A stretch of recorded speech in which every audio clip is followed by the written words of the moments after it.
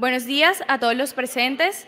Agradecemos su asistencia en esta jornada de la cátedra y a quienes nos acompañan en la transmisión de YouTube y redes sociales. Retomando nuestra agenda del día, hoy contamos con la participación de dos invitados especiales. Adolfo Meisel Roca, economista de la Universidad de los Andes, máster y doctorado en Economía de la Universidad de Illinois, magíster en Sociología de la Universidad de Yale, codirector de la Junta Directiva del Banco de la República del 2013 al 2018 y actual director de la Universidad del Norte. Javier Mejía Cubillos, investigador postdoctoral en el Departamento de Ciencias Políticas de la Universidad de Stanford, PhD en Economía de la Universidad de los Andes, ha sido profesor y asociado postdoctoral en la Universidad de Nueva York, Abu Dhabi y académico visitante de la Universidad Bordeaux. Actualmente es columnista de la revista Forbes. Nuevamente, gracias a los invitados por su participación. Es importante notar que a lo largo del evento pueden dejar por escrito algunas de sus preguntas para los panelistas. Estas inquietudes se discutirán en el espacio de preguntas al público al finalizar. Damos inicio a esta conferencia titulada Antioquia versus el Caribe, 200 años de divergencia regional en Colombia. Sean bienvenidos.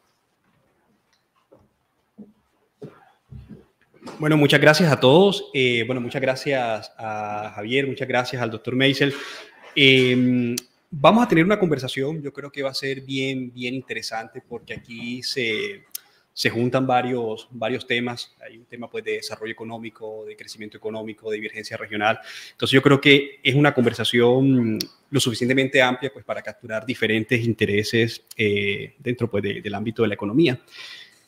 Y el tema, digamos esencial que nos convoca acá es el tema de la divergencia regional en Colombia, que parece que es un patrón bastante persistente, ¿no? Entonces, yo quisiera comenzar pues, con una pregunta para el doctor Meisel. La idea es pues, tener un espacio muy abierto, que sea una conversación pues, muy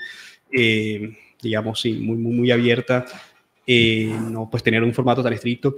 Pero comencemos con una pregunta para el doctor Meisel, y sería la siguiente. Si nosotros pudiésemos, por algún motivo, subirnos a una máquina del tiempo y nos regresamos a finales de la época de la colonia, para ese entonces Cartagena pues, era probablemente, seguramente la segunda ciudad más importante del virreinato, solo por detrás de Santa Fe.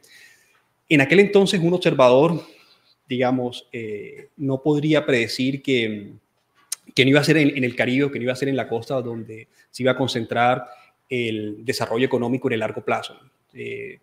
La pregunta sería, ¿por qué después de 200 años ese liderazgo que tuvo Cartagena en el periodo colonial no se mantuvo y en qué momento se produce esa divergencia? Y pues Cartagena en concreto, y digamos tomándolo como la ciudad más relevante del Caribe, empieza a rezagarse del resto del país.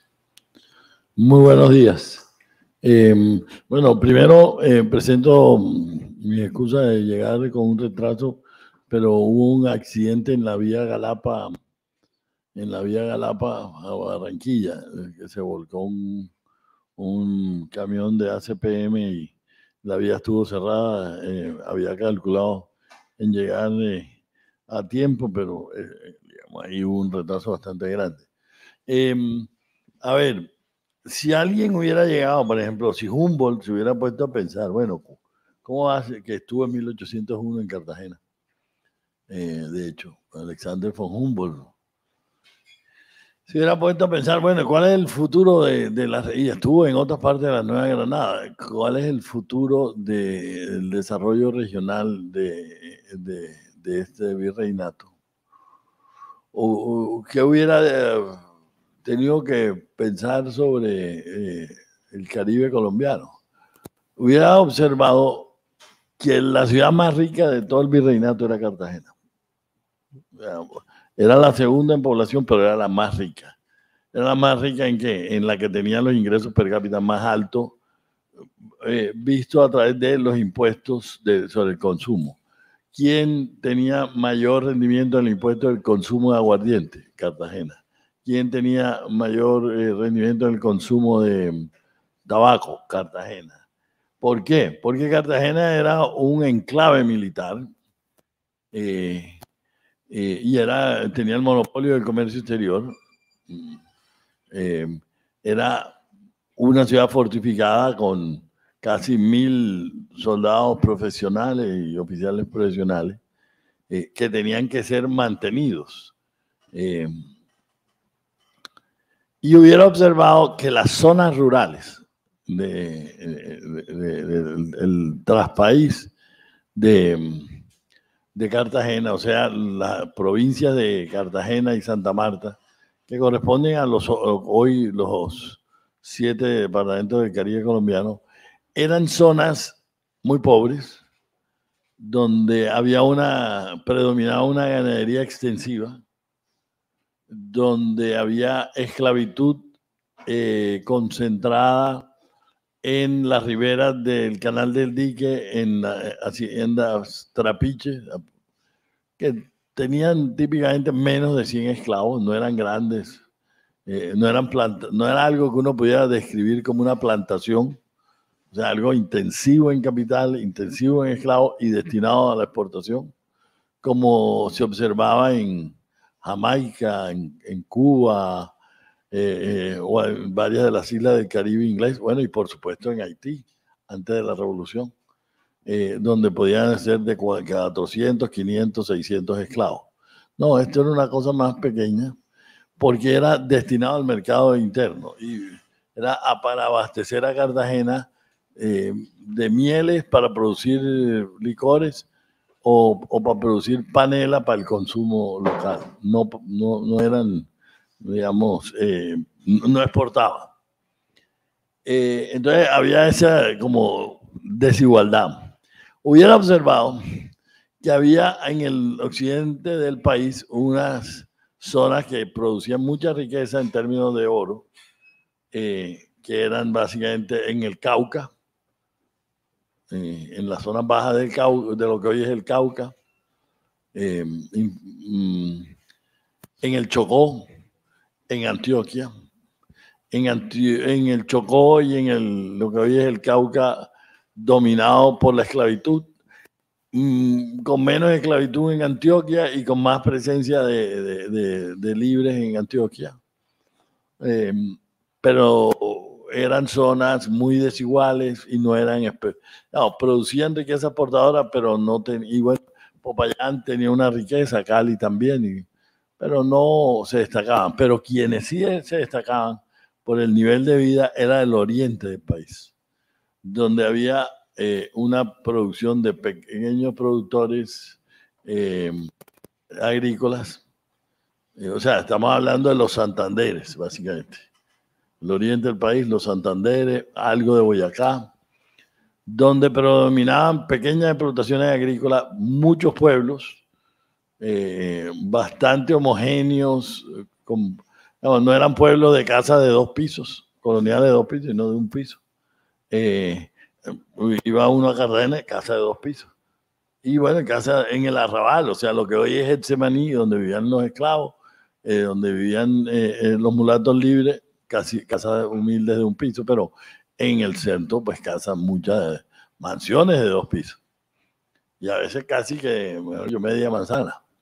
Como ustedes pueden ver la casa del Marqués de Valdehoyo, digamos que tenía, digamos, llegaban de calle a calle porque tenían detrás las caballeras. Y en esa zona del oriente, entonces, estaba concentrada la producción artesanal. Producían telas, lo que llamaban telas para el consumo de todo el territorio. Con eso se vestían la mayoría de los colombianos. Producían sombreros, o sea, si el típico colombiano se hubiera vestido con unas alpargatas producidas en esa zona, con unas ropas, digamos, de tela de algodón un poco rústicas, hechas en esas zonas, sombrero hecho en esas zonas, y hubiera comido algunos de los productos dulces que hacían en el oriente, como el famoso bocadillo veleño, que circulaba por todo el país. Entonces, había, digamos, cierta homogeneidad social, cierta igualdad. Yo digo que hubiera predecido, digamos, si hubiera sido medio institucionalista, pero precoz, hubiera dicho, dadas las instituciones que predominan, la zona que tiene más futuro es el oriente del país. Y bueno, voy a terminar, y no se equivocaría, hubiera equivocado del todo, porque hoy en día el departamento con PIB per cápita más alto es el departamento de Santander.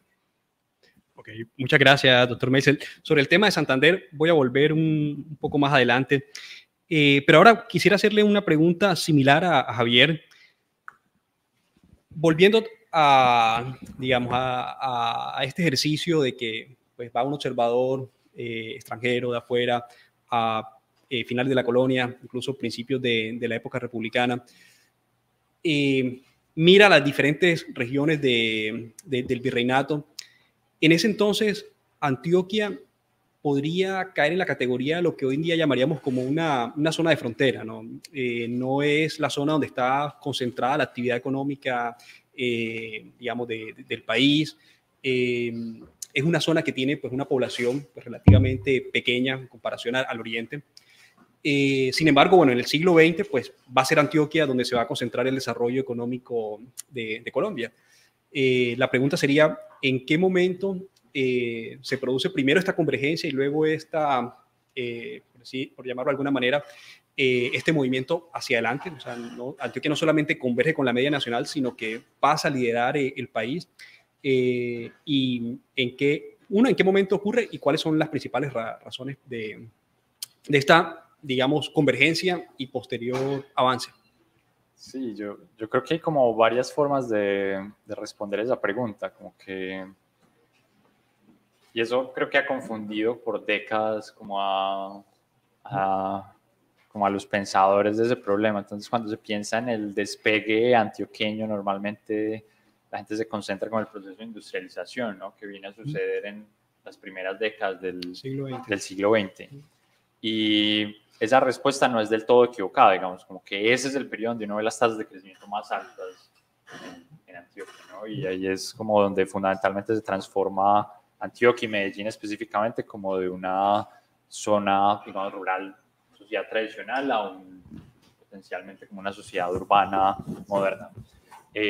Sin embargo, esa visión ignora un poquito como las transformaciones como profundas que suceden durante el siglo XIX. Y de hecho es muy simpático porque en los relatos de los viajeros uno ya empieza a notar eso, y eso también como que ha confundido a la gente por mucho tiempo. Entonces, algunos de estos relatos que empiezan de viajeros que empiezan a llegar en 1850, 1860, ya le empiezan a decir a uno que empiezan a pasar por Medellín y que ven una actividad mercantil muy grande. Le escriben uno a los antioqueños ya como los describen uno hoy en día, ¿no? Como una gente medio avara que le gustan mucho los negocios. Dicen como aquí hay mucha plata y hay muchas cosas sucediendo. Y creo que eso tiene que ver, conectando un poco con lo que Adolfo mencionaba, esta economía minera de oro que empezó a prosperar a finales de la colonia, eventualmente empieza a canalizarse en circuitos productivos como internos en Antioquia. Creo que la pregunta como bien interesante ahí es por qué eso no sucede en otras regiones como el Chocó o el Cauca. Pero en Antioquia eso sí empieza a suceder y se empieza a fortalecer. Entonces, a mediados, comienzos del siglo XIX, toda una infraestructura social que va a soportar lo que después es la industrialización. Entonces, la industrialización antioqueña no sucede como de la nada, sucede de un grupo de empresarios que tienen como sus orígenes en esta economía minera. Y de nuevo, creo que lo más interesante como para pensar como estas paradojas de reversión de la fortuna posiblemente estén como ahí, ¿no? Porque otras zonas con potencial minero no se dirigieron como en esa dirección, y pues podemos hablar más de eso más adelante. Pero bueno, entonces digamos una primera conclusión que podríamos sacar es que la industrialización o lo que ocurre en el siglo XX es una segunda etapa, pero ya en el siglo XIX ya las condiciones para que la industrialización ocurriese en Antioquia ya eran pues muy particulares de esa región, y no, o sea, ya para aquel entonces era evidente de que ahí era donde se iba a centrar el dinamismo económico del país, ¿no? Ya en 1900 ya había ocurrido ese proceso. Sí, estas cosas. Hay una cosa que quisiera como agregar como la importancia del sector minero, y es que, a ver, como que el despegue antioqueño y lo que va a hacer después del crecimiento económico de Colombia, que uno pues puede interpretarlo con argumentos externos, como el boom cafetero y demás, tiene también un elemento como de transformación estructural que tiene que ver con que el país se movió a otro tipo de producción, una economía moderna donde los sectores operan distintos. Y el caso antioqueño ilustra bien como esa transición, en el sentido en el que la minería fue fundamental, además, para transferir el tipo de tecnología que era necesario para el surgimiento de esas industrias, ¿no? Okay. Entonces, algo que fue muy importante fue la llegada de ingenieros europeos a trabajar en las minas, que tenían que afrontar retos técnicos específicos, y esa gente directamente se empezó a involucrar en lo que eventualmente serían como las industrias, las empresas industriales en el siglo XX, pero además fueron generando como de nuestra infraestructura social, donde los antioqueños puntualmente empezaron a preocuparse por la formación en cuestiones técnicas, ¿no? Entonces, por ejemplo, la Escuela de Minas, que es un poco como inspirada en algunas universidades europeas, los Uspinas se fueron a estudiar a Berkeley, traen un poquito como esa idea de un lugar donde se pudiera formar y generar ese tipo de conocimiento que eventualmente es el que se va a necesitar para que se modernice el país a comienzos del siglo XX. Ok, perfecto, muchas gracias. Yo quisiera ahora preguntarle al doctor Meisel, ya yéndonos al siglo XIX, ya un poco una primera conclusión que podemos sacar es que el siglo XIX es clave para entender toda esta divergencia regional. Algo de lo que se ha hablado mucho en la literatura sobre la historia económica, sobre el papel de la ganadería. Digamos, la ganadería pues, es el sector clave en la economía del Caribe. Se tiende, o digamos, al menos hasta hace unos años, a ver la ganadería como un sector en el que no hay muchas posibilidades de deslaboramientos y de crecimiento hacia adelante. Sin embargo, también hay casos de sociedades donde la ganadería ha sido un sector muy importante. Pensemos en el caso de Australia, incluso Canadá en alguna medida, donde la actividad ganadera pues, ha sido también un motor de crecimiento. Entonces, ¿podría uno pensar que la ganadería en cierta medida es un motor o es, digamos, una actividad económica que podría ser parte de esta explicación de por qué el Caribe crece a una menor tasa en el siglo XIX? Bueno, a ver, uno no puede hablar de la ganadería como si fuera algo homogéneo. Hay básicamente, para simplificar, los dos tipos de ganadería. La ganadería de climas templados y la ganadería del trópico. En ninguna parte del mundo, bueno, en alguna parte del mundo, la ganadería de climas templados ha tenido un desarrollo exportador de largo plazo muy sostenido. Caso Argentina, sobre todo, y el ejemplo por excelencia es Argentina, donde se enviaban carnes procesadas, refrigeradas a Europa, sobre todo a Inglaterra. Y ese fue, bueno, con los packing house, un gran motor de crecimiento económico. Pero hay otra ganadería que es la ganadería del trópico. En ninguna parte del mundo la ganadería tropical ha logrado sostener durante un tiempo largo un proceso de crecimiento basado en las exportaciones. ¿Por qué? Porque la ganadería tropical, vis a vis la ganadería de clima templado, no resulta competitiva en los mercados mundiales. Es mucho menos productiva. ¿Por qué? Hay razones de tipo ecológico.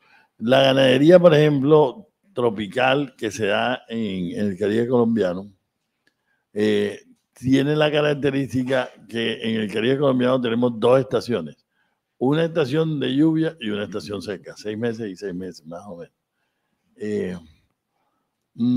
Simplificando. Entonces, eso requiere que entonces lo que típicamente hacen los ganaderos es que en la época de lluvia tienen en las sabanas, o sea, en tierra relativamente un poco más alta, el ganado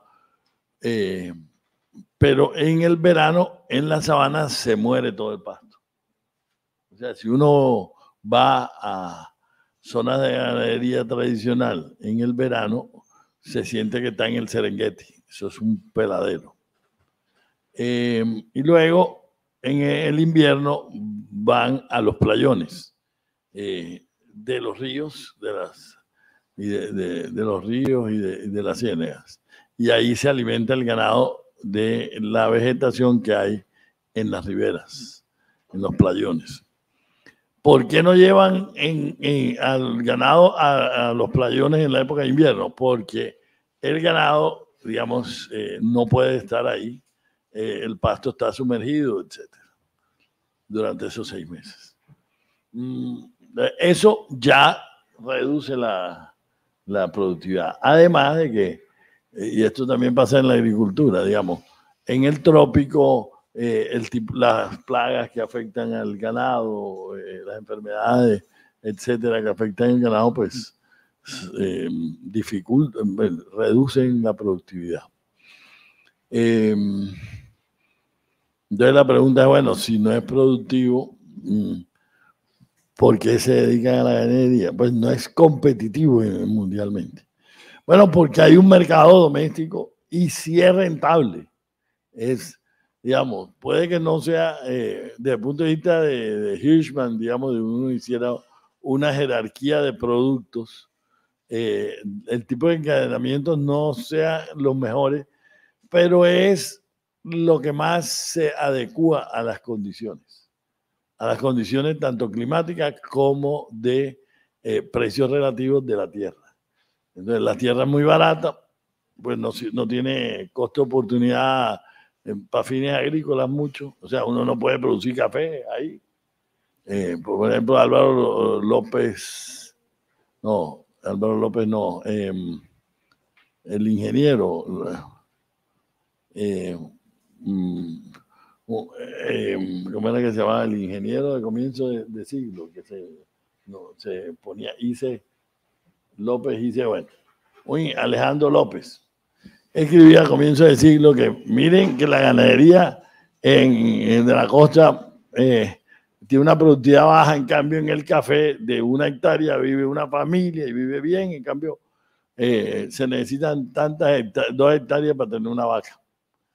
Pues sí, eso es cierto, pero uno en esas 2 hectáreas no puede sembrar café porque queda, mejor dicho, tostado, mejor dicho, por el sol. Entonces le toca tener la vaca, digamos, desde el punto de vista costo-beneficio, es la mejor opción. Y eso lo han dicho ya investigadores posteriores como Eduardo Posada, como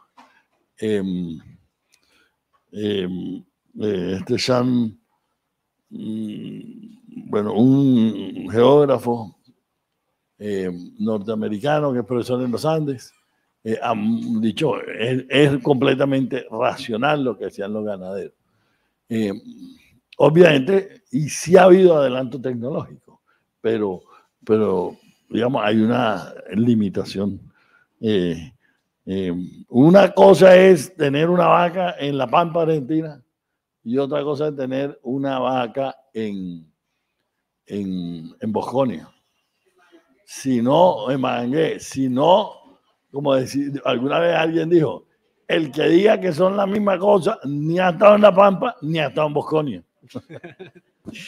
Bueno, y a pesar de eso, un poco lo que podríamos concluir es que a pesar de la menor productividad en la ganadería tropical, aún así la ventaja comparativa de la costa está en la ganadería. Claro, era lo que había que dedicarse. Tenía mercado. Ahora, hubo cambios tecnológicos. Ahora, la ganadería tenía un desarrollo, digamos, limitado porque el mercado era los mercados regionales. ¿Cuáles eran los 2 grandes mercados regionales? Cartagena, que era muy rica, y segundo, Monpós, que también era bastante rica, la segunda. Pero cuando Antioquia a finales del siglo empieza a subir, ya por efecto del café, etcétera, el gran mercado de ganado costeño se vuelve Antioquia. Entonces, en la segunda mitad del siglo XIX, hay una enorme expansión de la ganadería costeña. Es una de las fuentes de enriquecimiento en el siglo XIX que no hay mucho aumento en el PIB per cápita. Yo diría que el crecimiento a largo plazo en el 19 fue cercano a cero. Pero hubo cositas que pasaron. Y una de las cositas que pasaron fue que la ganadería subió. ¿Por qué subió? Por factores de oferta y de demanda. De oferta, introducción de los pastos artificiales y otros más. Y por la introducción del alambre de púa. Eso, y por la introducción, un poco más tarde, de nuevas especies. Nuevas especies no, esa no es la palabra. Nuevas variedades de ganado que sobre todo finalmente el ganado cebú, que pegó mucho en el clima de la costa y se consolidó como el ganado, pero hubo cruces como de otros ganados para aumentar la productividad, pero el que mejor se adecuó, el toro, los ganados cebú que eran traídos de la India, el primero que lo trajo fue un empresario alemán, Adolfo Hell, lo trajo a su hacienda en Jesús del Río, ahí en Zambrano, Bolívar, y él lo comercializó por toda la costa. Lo trajo consiguió un toro en un circo en Hamburgo. Como el ganado cebú es como raro, pues, entonces lo tenía en un circo y él se lo compró en un circo y lo trajo de reproductor y de ahí surgieron los primeros cruces de ganado cebú. Entonces, sí era adecuado producir ganado. O sea, la alternativa era, pues había yuca de pan coger, había maíz de pan coger, no había una agricultura, este es un Caribe sin plantación, digamos, como dice un libro que editó, como es el título de un libro que editó Alberto Abello Vives. Eso nos diferencia de otros Caribes, en el sentido que el Caribe, la plantación es, si uno sigue autores, digamos, sobre el Caribe, la esencia, digamos, de la institucionalidad Caribe es la plantación. Ahí se forjó el carácter del Caribe. Y eso no existió en el Caribe nuestro. Entonces, en ese sentido, somos un Caribe un poco. No somos Haití, ni somos Cuba. En Haití, más o menos, para que ustedes vean las proporciones. En Haití, al final del periodo colonial, antes de la revolución, más o menos el 95% de la población eran esclavos negros. Como 3% eran mulatos y 2% eran blancos. Los blancos o los mataron o salieron corriendo para que no los mataran cuando la revolución. Y quedaron los mulatos y los esclavos negros. Y la lucha política de Haití ha sido entre los mulatos y los negros. Entonces, Haití es completamente diferente. Cuba mismo es diferente. Este es un Caribe diferente. Había población indígena. El Caribe rural nuestro es muy indígena, por ejemplo. Tanto así que la mayor población y el Caribe nuestro no es, a veces no se ve, como la gente de afuera no lo ve como lo indígena que es. Tenemos la mayor población que habla una lengua indígena en el Caribe colombiano, que son ¿quiénes? Los guayú. El guayinaqui es la primera lengua indígena de Colombia, por el número de hablantes. Y queremos introducirla aquí en la universidad, en la escuela de idiomas. Estamos trabajando en eso. Y quien esté familiarizado con el Caribe rural nuestro, sabe que es muy indígena en muchas partes. Córdoba, Sucre, Bolívar, amplias zonas. Atlántico, ni se diga. Tubará, Baranoa, Malambo, son nombres indígenas. Y bueno, Tubará fue la mayor encomienda de toda la costa caribe, por lo menos en la provincia de Cartagena. Bueno, la Guajira ni siquiera, bueno, hay que decir que es indígena, amplia zona del Cesar muy indígena, territorio Chimila, la Sierra Nevada, la población negra concentrada ¿dónde? Cartagena, Monpós, Lorica, o sea, los centros urbanos, y las riberas del río, el litoral, o sea, Tolú, Santa Marta, etcétera, y las riberas del río Magdalena y del río San Jorge, y el canal del Dique. O sea, poblaciones como... Claro, todas las riberas. Eso es una población que desciende mucho de los bogas del río, y en el caso del canal del Dique vienen de los esclavos de Trapiche. Pero adentro de eso, población muy indígena. Y luego hubo una mezcla muy grande. Está en la zona... Nueva Granada fue uno de los virreinatos más mestizos de todos. Y dentro de Nueva Granada, esta fue la región más mestiza de todas. Mestizo en el sentido amplio, ¿no? O sea, mezcla mucho sambo, mucho mulato, mucho mestizo, y bueno, que es lo que se llamaban población libres de todos los colores. Y en los libres de todos los colores también, por supuesto, había negros libres. Entonces, ese mestizaje en sentido amplio es buena parte de lo que es la identidad del Caribe nuestro. O sea, que el Caribe nuestro no es ni afro como es el Pacífico, ni un poco más blanco como podrían ser los Santanderes o Antioquia, ni tan indígena como Boyacá, probablemente, es muy mestizo. Okay, muchas gracias, doctor Meisel. Siguiendo en esta misma línea sobre la ventaja comparativa, eso nos lleva a hablar de minería en Antioquia en el siglo XIX. Hay toda una discusión en la literatura sobre el impacto de largo plazo del sector minero. Digamos, hay quienes afirman que la minería es una actividad económica que genera pues, problemas a nivel institucional, porque hay competencias pues, por quedarse con los recursos digamos, que produce la minería. Está todo el tema pues, incluso del extractivismo. Y se tiende a asociar la minería con un sector económico que no tiene el potencial para generar un despegue económico, ¿no? Sin embargo, pues ese no es el caso de Antioquia. La pregunta sería, ¿por qué en Antioquia la minería no termina teniendo pues, un impacto negativo, no termina siendo pues, una barrera para el crecimiento económico a largo plazo, para el despegue en el siglo XIX? Sí, yo creo que ahí, pues tal como Adolfo describía cuando hablaba de la ganadería, pues el diablo está en los detalles, ¿no?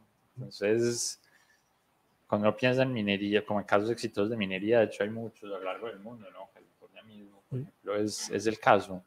Y yo el elemento como en común que encuentro de esos casos exitosos, creo que tienen que ver como con la capacidad del empresariado para proveer otros servicios y bienes complementarios como a la producción. Digamos, creo que donde la minería no funciona muy bien es cuando opera, pues, y otros sectores extractivistas, cuando opera meramente como un enclave.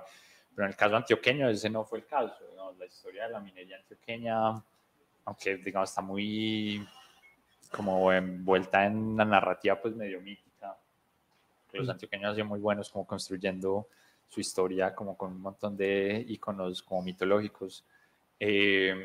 Ciertamente estuvo manejada por una élite empresarial que fue canalizando los recursos de la minería para ofrecer más vainas, digamos. Entonces, por ejemplo, el proceso de colonización antioqueño que se dio fundamentalmente, digamos, hacia el sur de Antioquia, lo que hoy en día es el eje cafetero, en muy buena medida estuvo liderado por empresarios que hacían eso, digamos, tenían como recursos mineros y negocios en la minería, pero estaban interesados en diversificar su portafolio y entonces tener negocios de lo que hoy en día nos llamaría como desarrollo inmobiliario, si se quiere.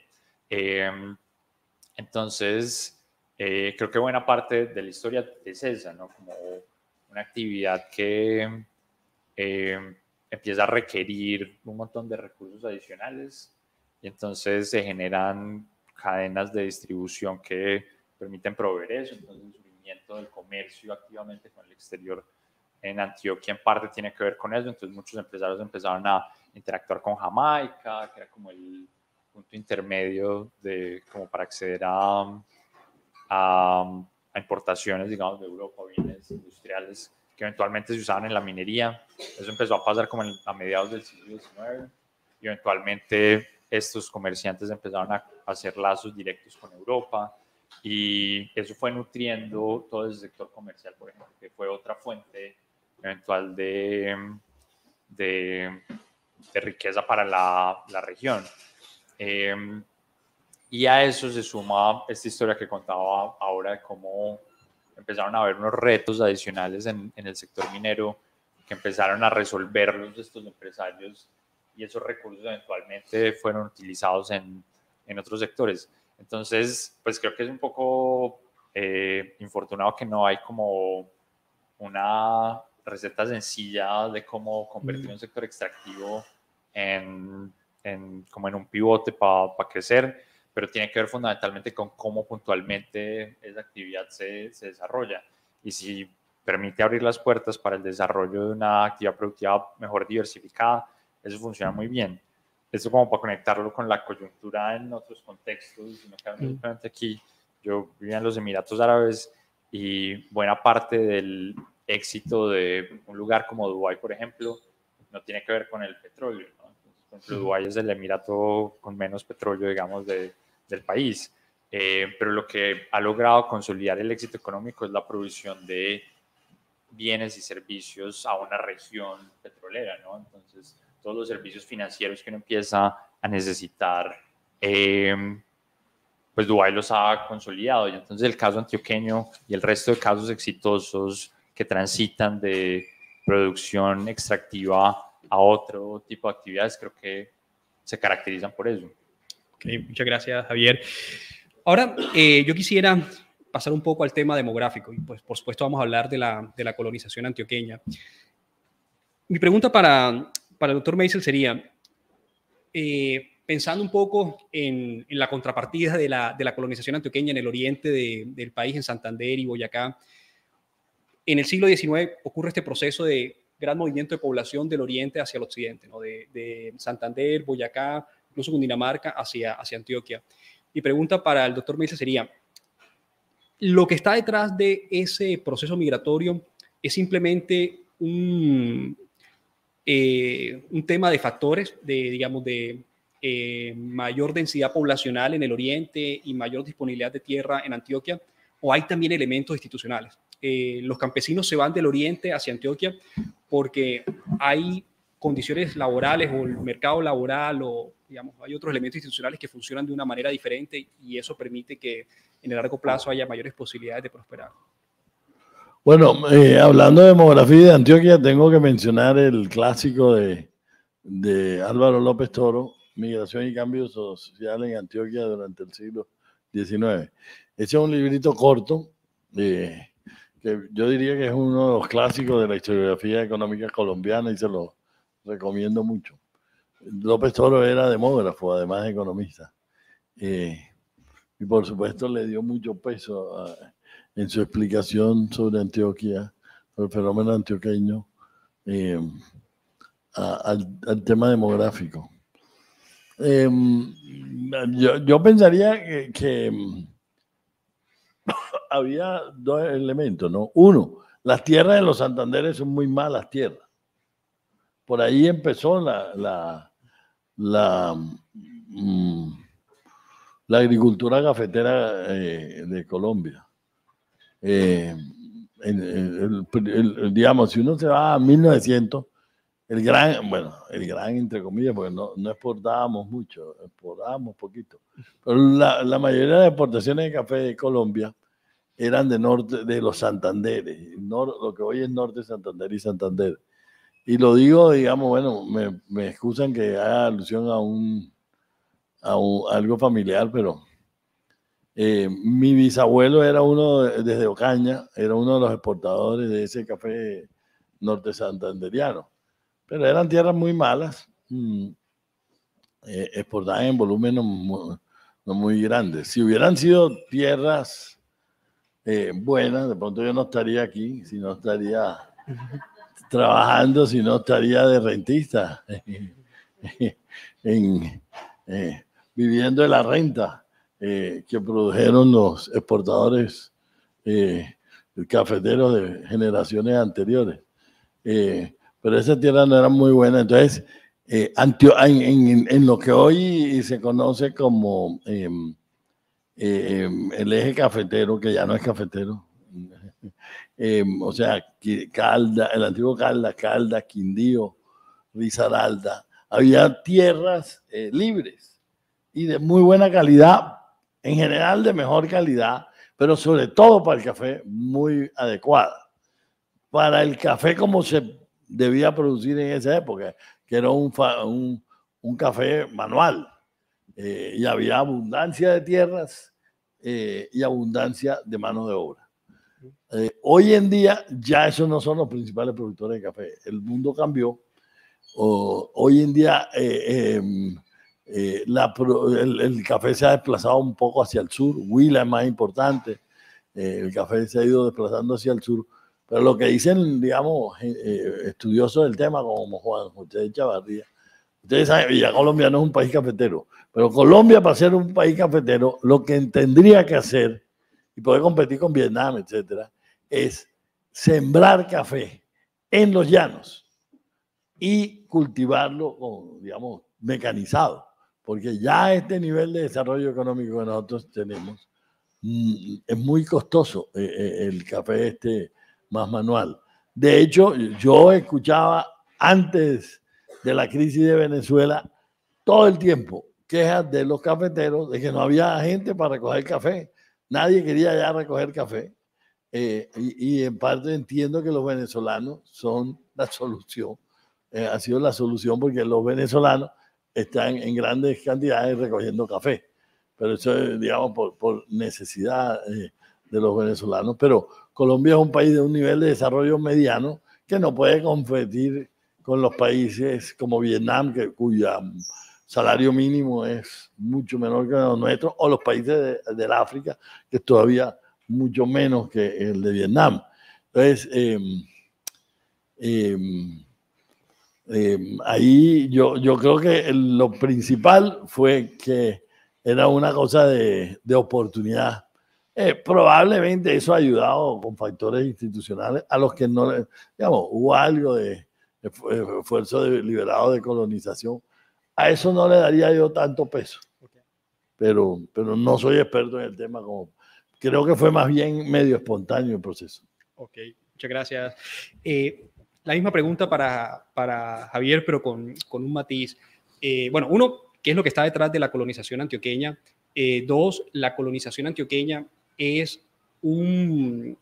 explica en cierta medida el despegue económico de Antioquia o es más bien un resultado.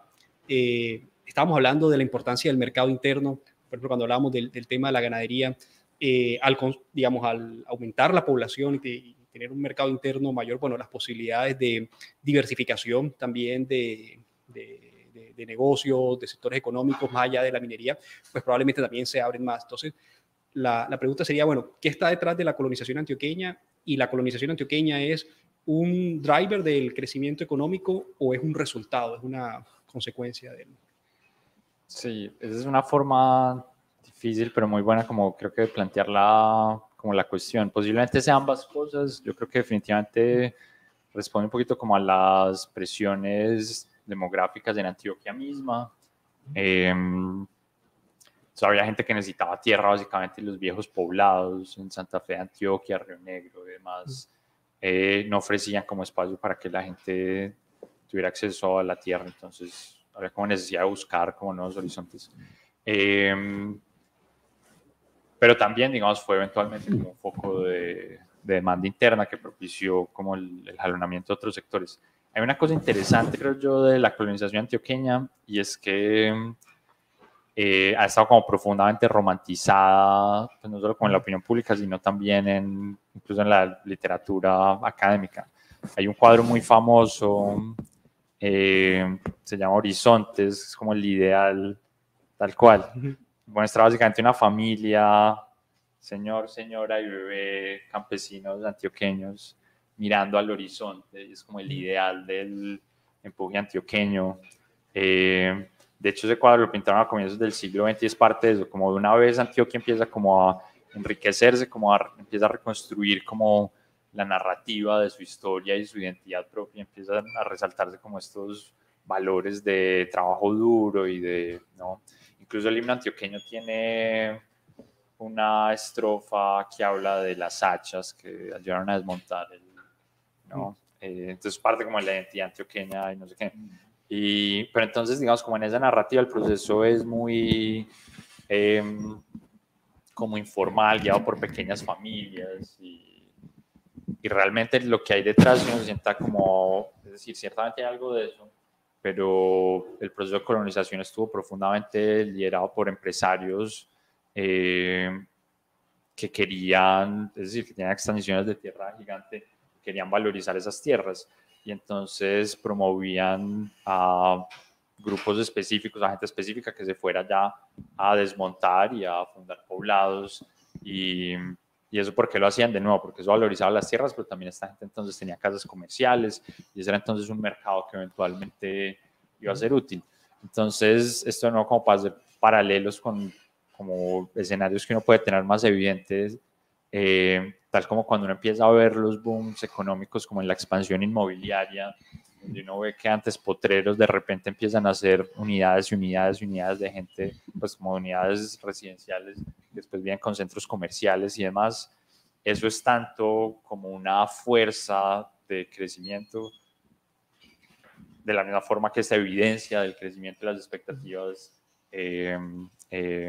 de crecimiento como futuro. Y ese creo que es fundamentalmente como la historia detrás de la colonización antioqueña. Y ahí lo clave entonces sería, digamos, esto es un proceso que se refuerza a sí mismo en cierta medida, ¿no? Entonces, mayor crecimiento atrae mayor población.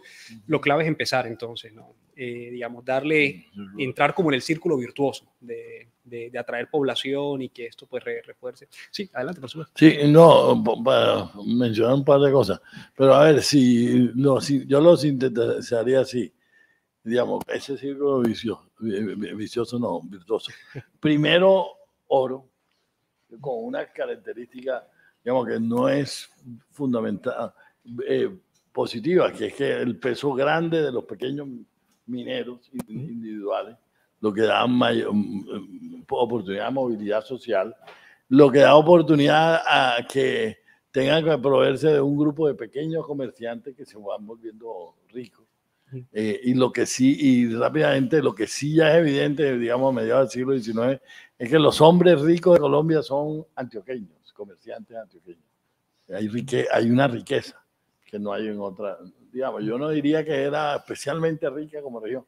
El país no era, todo el país era más o menos pobre, uno un poquito más, y no había mucho crecimiento, pero había una cosa ahí. Luego viene este fenómeno del café y la migración, que van más o menos juntos. Y luego eso permite ya la industrialización, digamos, porque digamos, ya sí hay con el café en el siglo XX, cuando se consolida, ya sí hay un poder de compra muy importante, muy importante. Pero yo lo que quería mencionar era cómo se construyen los mitos, que Javier me decía, cómo van construyendo un mito, ¿no? Frank Zappa, un historiador recientemente fallecido, norteamericano, él habla, digamos, hizo como una revisión de cómo eran percibidos los antioqueños. Y a finales del periodo, en el periodo colonial del siglo XVIII, eran las descripciones que había de los antioqueños no eran como muy positivas. O sea, los veían como flojos, vagos, etcétera, etcétera. Y eso cambia en el tiempo. Y entonces viene la cosa, entonces empieza también el mito que tiene que ver con el mito autocelebratorio del éxito, ¿no? Cualquiera persona que le va bien no dice, a mí me fue bien porque tuve suerte. O, por ejemplo, no, porque yo soy un berraco. O sea, yo soy más trabajador, yo soy más inteligente, yo soy un berraco y por eso a mí me ha ido bien. Entonces, ustedes son estudiantes de esta universidad porque ustedes son muy inteligentes todos. Pero en parte también han tenido suerte en la vida de haber nacido en la familia que nacieron, de haber algunos haber tenido acceso a alguna beca porque nacieron inteligentes, para eso tenían que tener suerte también porque han podido salir no tan inteligente. Entonces, pero digamos, ese es el libro de Michael Sandel de La tiranía del mérito, ¿no? Que el mérito se tiende a autojustificar. Eso le pasa a las personas, no, o nos pasa a las personas y le pasa a las regiones. Pero lo que quería yo agregar es que, entonces, pero no se conforman con hablar bien de sí mismo, sino habla más de los otros. Vienen, digamos, depreciar a los demás, que es decir, no, los pobres son pobres porque quieren ser pobres. Eso lo hemos oído, porque son flojos. Porque el que quiere puede. No todo el que quiere puede. Entonces, también a nivel regional se consideran estos mitos. Y en eso, por ejemplo, personajes como Luis López de Mesa, que tiene un libro que se llama Cómo se ha formado la nación colombiana, la peor parte nos toca a los costeños, ¿no? Porque los costeños nos deciden buenos para el baile. Digamos, eso es lo mejor que dicen los costeños, buenos para el baile. En cambio, cuando llegan los antioqueños, son trabajadores, no sé qué, tal, bueno, todos son buenos. Un poco ambiciosos, o sea, hasta lo malo es bueno. Un poco avaros, no sé qué, o sea, lo malo no es ni siquiera tan malo. En cambio, buenos para el baile, dados a la emoción, cualquier cosa, o sea, unas descripciones de alguien que se la pasa en una playa bailando y tomando ron todo el día, más o menos. Ese mito que se ha construido y que esos estereotipos van calando, pero eso es universal, eso no es, digamos, es más, para mí hay un experimento que es, en Ecuador pasó al revés. La zona desarrollada en la costa y la zona atrasada tradicionalmente era el interior, la zona montañosa. Entonces, los de Guayaquil, que eran los empresarios, decían, no, es que allá son un poco montañeros, que no son buenos para el trabajo ni nada. Nosotros aquí, los de Guayaquil, somos los empresarios porque somos los que tenemos esa disposición al trabajo, estamos dispuestos a la innovación. En cambio, en Guayaquil no son buenos para nada. Entonces eso pasa. Ahora la región que le está yendo mejor, que es Santander, está un poco empezando a construir ese mito también, ¿no? Santander estaba bien en el periodo colonial, le fue pésimo en el siglo XIX por la revolución industrial, entre otras, porque la revolución industrial acabó con las telas que ellos producían. Y bueno, y los sombreros, todo se industrializó y la industria artesanal desapareció. Perdieron ventaja competitiva. Y entonces ya están empezando como a construir un mito de que son emprendedores, no sé qué, tal. Alguna vez le dije, oye, no, ahora otra vez volver a construir otro mito de otra cosa. O sea, que hay unas circunstancias que se han alineado, son fuertes en capital humano, que eso es una discusión que es interesante. ¿Por qué son fuertes en capital humano? Por ejemplo, son los primeros en capital humano en Colombia. O sea, compiten con Bogotá, que invierte mucho, que es la capital y invierte mucho más por estudiante, porque tiene más recursos que Santander. Y sin embargo, Santander queda o de primero o de segundo. ¿Por qué les va tan bien? Es una pregunta. Hay gente que dice que por el petróleo. No lo creo. Fíjense que en la época que no le ha ido bien el petróleo, les ha seguido yendo bien. Yo creo que es un tema más de capital humano. Pero, bueno, ¿y por qué le fue tan mal? Tenían capital humano en el siglo XIX y sin embargo le fue pésimo. Pues tenían algo de capital humano, ¿no? También la suerte influye en estas cosas. Yo creo que la suerte influye en estas cosas. O sea, la lotería de los...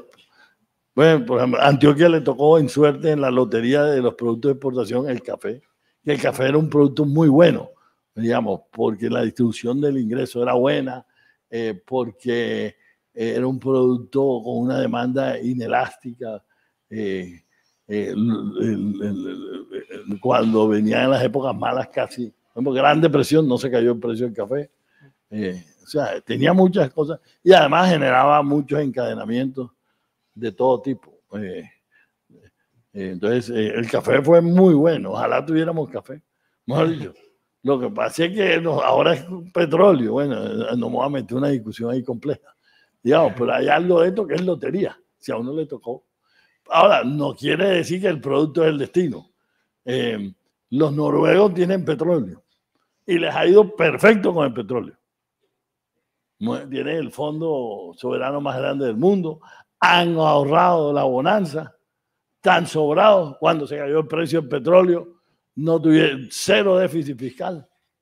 ¿Por qué? Porque cogieron plata del fondo soberano.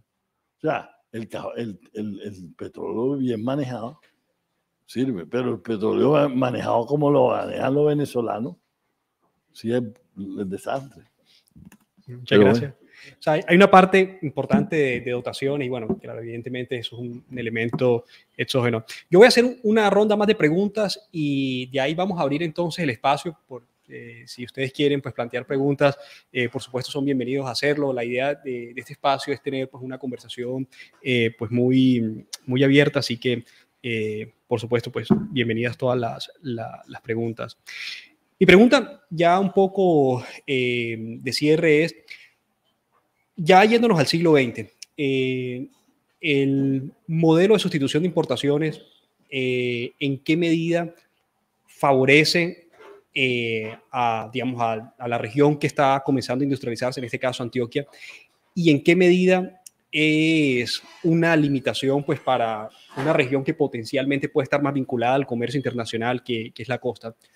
Esa sería como la primera parte de la pregunta. Y la segunda parte es, bueno, uno podría decir, esto pues parece una obviedad, pero al parecer la apertura económica tampoco rompe ese proceso de divergencia regional. Entonces, una vez que se liberaliza el comercio, la región que podría estar más vinculada al comercio internacional tampoco entra en un proceso de convergencia acelerada y pues tampoco se vuelve el motor de la actividad económica del país. Esa sería mi pregunta.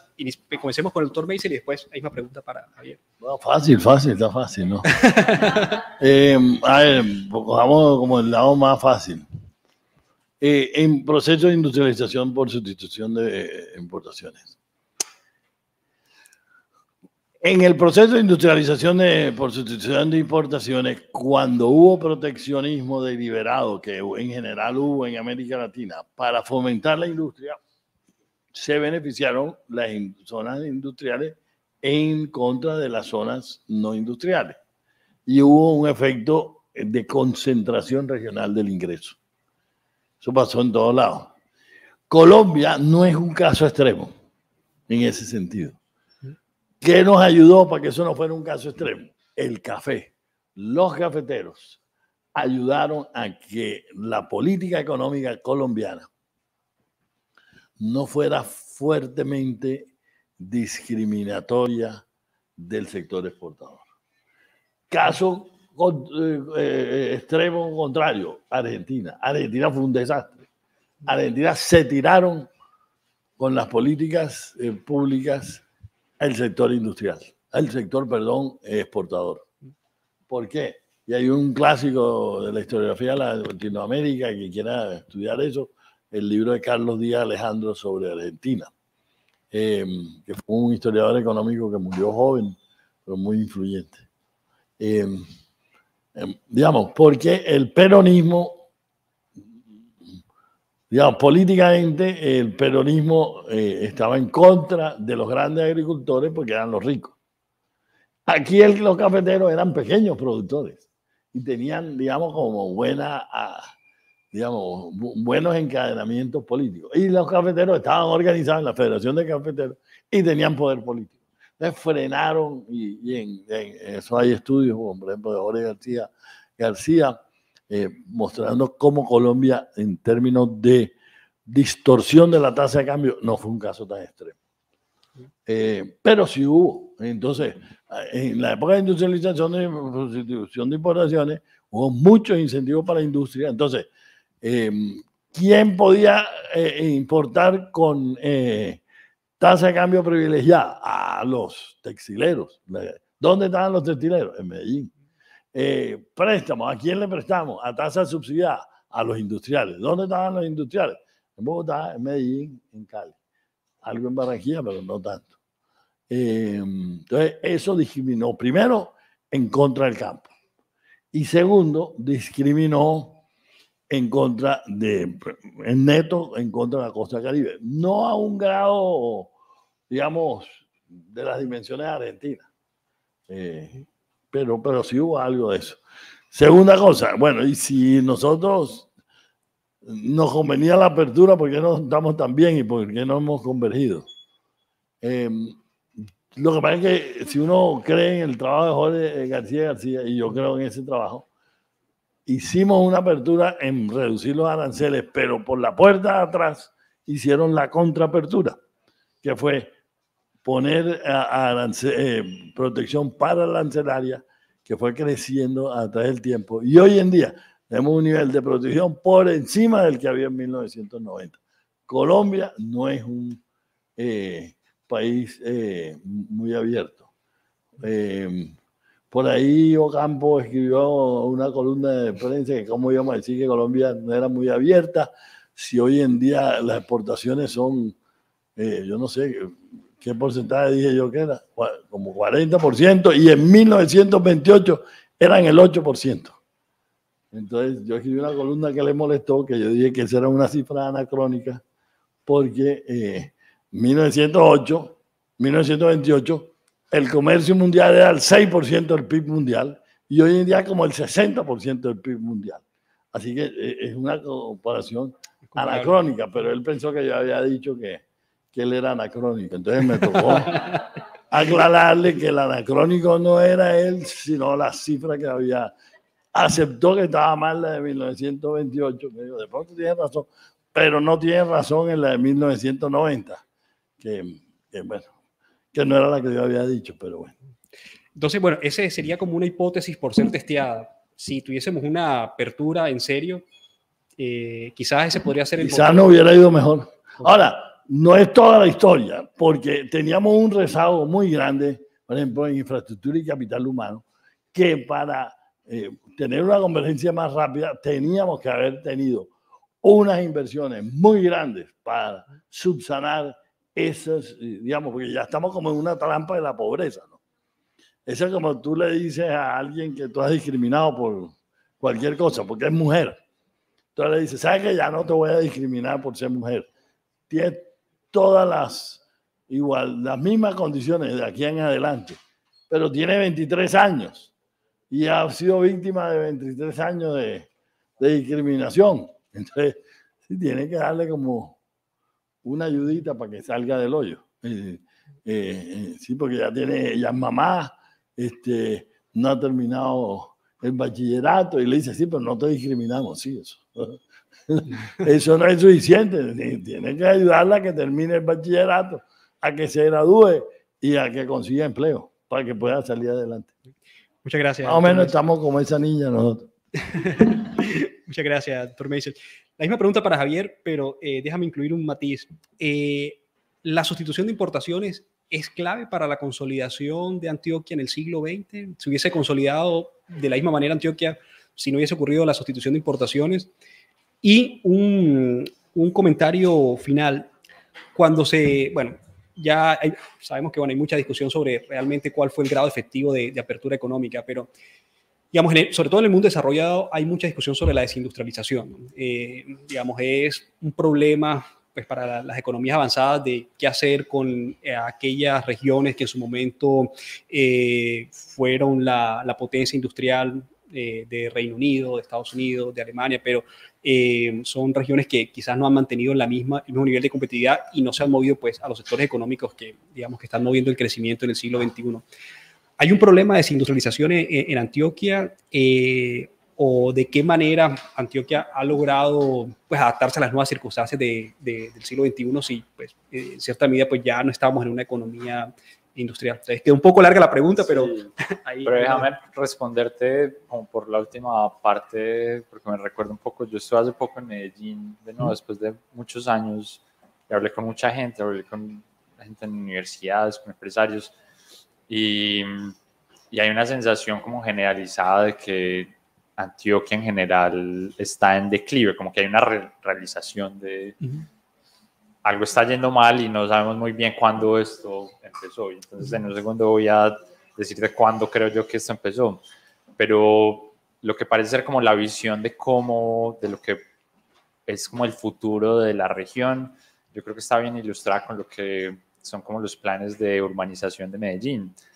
Lo que piensan hacer en Medellín es redensificar la zona del río, que es donde están todas las viejas industrias, ¿no? Uno va por, digamos, uno va en el metro y va por el río, hay un montón de cosas que parece que fueron fábricas o han sido fábricas. Y el gran plan de la ciudad es tumbar eso y hacer edificios ahí altos y evitar que se siga expandiendo la ciudad hacia el oriente, Río Negro y demás. Y creo que eso simboliza un poco como lo que parece ser Medellín y Antioquia, y es cada vez una región menos industrial y más alineada a los servicios, y etcétera. ¿Sí?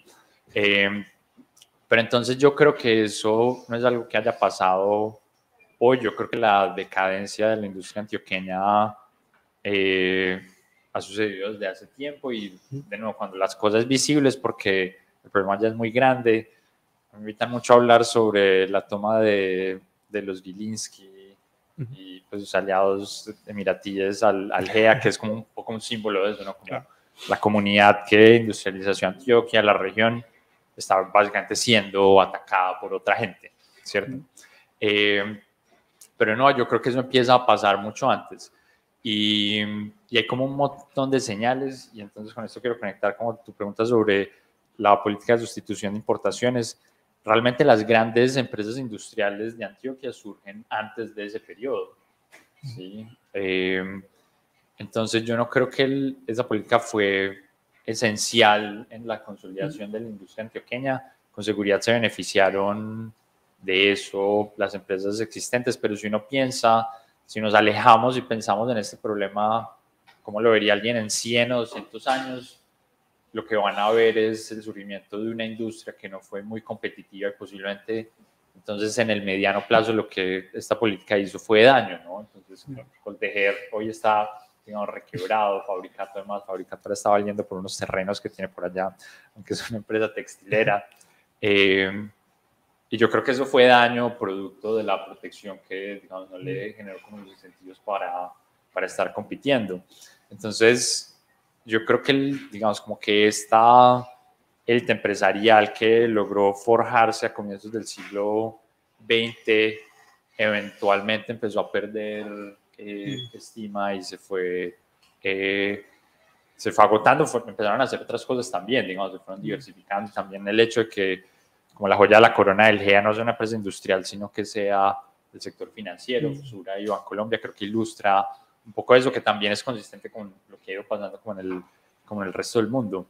Pero entonces sí, o sea, quisiera entonces simplemente como decir cómo esto es un proceso de largo plazo al que se le fueron agregando como mil cosas, ¿no? Entonces también cuando uno empieza a conectar eso con la preocupación por la liberalización,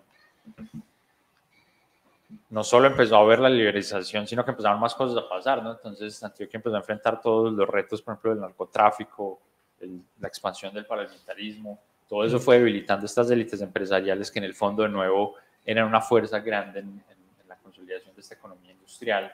Y no estoy muy seguro uno qué tanto pueda separar como esas historias, pero eso ciertamente describe como la pérdida de estamina de Antioquia, y eso creo que es importante en esta conversación de divergencia o convergencia, ¿no? Como que Antioquia yo creo que ya no es el ideal de nada fundamentalmente en Antioquia. Sí, está convergiendo a la media. Y eso viene pasando hace tiempo. Ok, bueno, muchas gracias, Javier, muchas gracias, doctor Meisel. Vamos a abrir el espacio de preguntas. Entonces, ¿Me dejas decir algo? Sí, claro. No, a mí no me gusta tanto la polémica, pero a ver, sobre este tema de la desindustrialización, más o menos algunos economistas dicen que, miren, Colombia se desindustrializó por la apertura, entonces tenemos que reindustrializar a Colombia. A mí me parece eso un mal diagnóstico y una mala recomendación de política. Mal diagnóstico porque si ustedes miran, antes de la apertura venía ya desindustrializándose en comillas, entre comillas, y ahora explico por qué comillas, Colombia. Primera cosa, parte de la desindustrialización no es real, porque por la vía de el outsourcing. Por ejemplo, antes Bavaria tenía todo el sistema de seguridad, de transporte, de procesamiento de sistemas como in-house. Ahora la hace outsourcing. ¿Dónde se contabiliza? En servicios. Y eso es mundial. Eso está, los que hacen organización industrial lo saben. En Colombia hay un muy buen economista. Bueno, es el director de investigación, el gerente de investigaciones del Banco de la República de Investigaciones Económicas, Juan Esteban Carranza, que tiene un trabajo sobre eso. Y él dice, eso está mal medido. O sea, la manera de saber cuándo es la participación de la industria en el PIB, no es decir, en el PIB industrial es el 12% y pare de contar, porque hay cosas que son realmente del sector industrial y están en otra parte. Eso lo aprendí yo con un profesor francés cuando estaba en segundo de semestre de economía. Nos dio un curso de economía agrícola y entonces el tipo dijo, sí, Estados Unidos o Francia el PIB agrícola es el 2%. Y ustedes creen que nada más el 2%, que poquito. Sí, pero es que eso es un poco engañoso, porque el agricultor francés usa tractores. ¿Y qué hace? Contrata a unos tipos que vienen con el tractor. Entonces, paga un arriendo por el tractor. Eso no es, eso es sector servicios. Maquinaria, yo no sé. Le paga a un veterinario que viene y ve la vaca. Eso es honorario y está contabilizado en otro lado. Contrata no sé qué cosa, todo lo contrata. Entonces, realmente en sentido amplio el PIB agropecuario es mucho más amplio que ese 2%. O sea, antes todo se hacía in-house. Bueno, básicamente eso. Y entonces hacer una política. Y lo que decía Javier, ahora que lo oía decir que en Medellín van a hacer edificios, a mí me parece muy bueno, donde estaba la zona industrial. Aquí, donde está la vía 40, donde era la zona industrial, van a hacer edificios con vista al río. A mí eso me parece que es la nueva Barranquilla, el nuevo modelo económico. El Salomón Calmanoy decía que como cierta nostalgia, mencionaba algunos de ustedes, que antes todo ese poco de chimenea, la vía 40 y tal. Yo me acuerdo que le dije, Salomón, ninguna de esas empresas con chimenea tenía más empleados que en la Universidad del Norte. Aquí no hay chimenea, pero hay mucho más empleados que en cualquiera de las. La más grande no tenía más empleados que en la Universidad del Norte. No tiene más empleados que la clínica, esta que tenemos aquí, la Porto Azul. Entonces, ¿a qué se dedica Barranquilla hoy en día? A servicios educativos, médicos, viene de toda la región y del exterior, gente a operarse de los ojos. O sea, aquí somos líderes en temas de medicina en muchos campos. En comercio, es una ciudad comercial, la gente viene aquí a comprar cosas de toda la Cartagena, vienen también y de muchos lados. Entonces, se está volviendo una ciudad con otras características. Bueno, y por ejemplo, aquí los ingenieros del sistema nuestro los están contratando para trabajar aquí, digamos, pero en línea con empresas multinacionales que le pagan un buen sueldo aquí, pero les pagan menos que le pagarían en Estados Unidos. Entonces, digamos, esa es la nueva Barranquilla. Yo prefiero eso a tener una persona con un martillo martillando ahí un pedazo. O sea, yo creo que hay un cierto romanticismo de la industria. Y eso que han dicho, bueno, y termino con esto. Hay gente que dice en ese diagnóstico, Colombia se ha desindustrializado. Eso es al contrario del mundo. No, señor. Miren el PIB industrial del mundo. ¿Qué participación tiene en el PIB la industria en el mundo? Va para abajo. ¿Por qué? Por fenómeno de demanda. Cada vez, entre más ricos somos, consumimos menos productos industriales y consumimos más viajes. Ahora todo el mundo viaja. Cuando yo estaba pelado, muy poca gente viajaba. Muy poca gente viajaba. Eso era, digamos, hoy en día la gente viaja de vacaciones, va a San Andrés, va a Miami, va a Europa. A Europa, mejor dicho, eso, iban en barco a Europa. O sea, era un viaje de varios meses. Y era gente muy rica la que iba a Europa. Hoy en día, muchos colombianos van a Europa. Entonces, el mundo cambió. El mundo cambió. Y ese mundo, y eso pasa en toda América. Ay, bueno, y lo último, están los chinos también, que todo es más barato en China. Eso es como una nueva revolución industrial. Y entonces, ¿qué vamos a hacer? Si los chinos producen más barato, pues compramos productos chinos. Todo. Mírense los zapatos. Yo no sé los Ferragamo, pero los zapatos que yo compro, que no son Ferragamo, sino son zapatos de combate, son hechos en China. Y todo lo que en Estados Unidos uno mira cualquier cosa y todo es hecho en China. Todo es hecho en China. Ahora, Estados Unidos se está empobreciendo, no. Los gringos hacen el diseño, la investigación para los materiales, la comercialización, etcétera, y los chinos arman la cosa. Y los chinos ganan poquito y los gringos ganan mucho. Muchas gracias. No sé cómo los gringos, no como los chinos. Bueno, ahora sí vamos a abrir entonces el espacio de preguntas. José Luis, Andrés y Alexander, si quieren, recogemos esas tres y ahí viene el micrófono. Bueno, pues yo quería aportar y preguntarle al doctor Meisel, que sin duda me pareció interesante recordar todo lo que hemos conversado varias veces. Y el Caribe colombiano, pues lo que hemos estudiado, recordamos casi que dos momentos históricos, pues uno que no lo viví y otro que sí lo viví.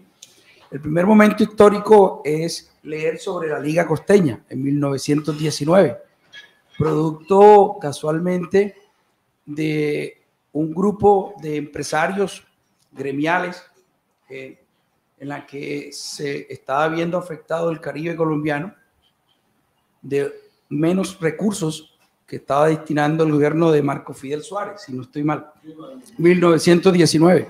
Ese momento no lo viví, por eso lo leí exactamente. Bueno, entonces uno ve exactamente que en ese momento ya el Caribe colombiano se estaba pronunciando sobre los problemas y sobre los recursos que nos llegaban. ¿Okay? En ese entonces, si no estoy mal, el doctor Posada Carbó hace mención de que esa sublemación de algunos de gremios del Caribe se diera porque le estaban quitando unos recursos aplicados a la inversión del río Magdalena al ferrocarril del Tolima. Posteriormente, se da un hecho también histórico, ese sí lo viví, pequeño, pero ya después sí ya grande, cuando estudiaba economía, en los años 70, 80, 90, los famosos foros del Caribe colombiano.